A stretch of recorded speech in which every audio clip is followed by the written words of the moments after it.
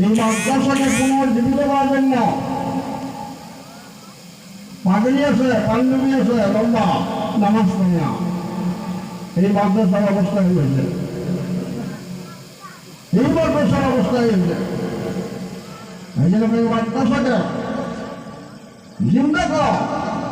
যে সমস্ত বুজুর্গ এই মাদ্রাসার খুঁটি কেড়ে নিচ্ছে, ওনাদের কি আশা ছিল যে আমরা মারা যাব, এই মাদ্রাসাগুলো চলবে, সব পাবো, আল্লাহ আজাদ থেকে আমরা বাঁচে থাকবো। আমরা পাবলিক 1 টাকা 2 টাকা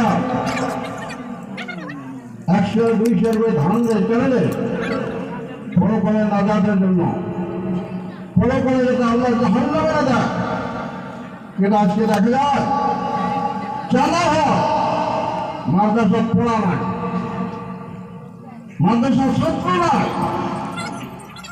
মানে আপনাদের কাছে অনুরোধ করলাম, আমরা সিনিয়র মানুষ হিসেবে, সিনিয়র আলেম হিসেবে, মুরব্বী হিসেবে এই জায়গা পার্শ্ববর্তী মাদ্রাসা রাহুল মেহরবানি আছে, পার্শ্ববর্তী মেহরবানি ফরমানি আছে,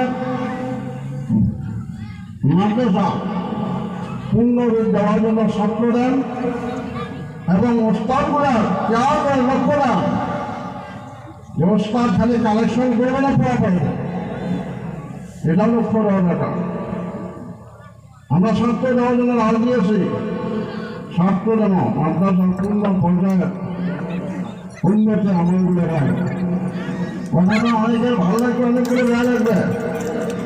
টিচার নিচের আসলে মানুষ ঠিক হয় না, টিচার নিচের আসলে মানুষ ঠিক হয় না। কেন মাদ্রাসা অবস্থায় লোক মাদ্রাসা কেন বানিয়েছে? ছেড়ে মাদ্রাসা কেন আছে? ছেড়ে নাই আসার এটা পাবলিকে কর, আমল শিক্ষক বলব, আমল কমিটি করব, 10 টাকা কেন আলোচনা? প্রত্যেকটা মানুষের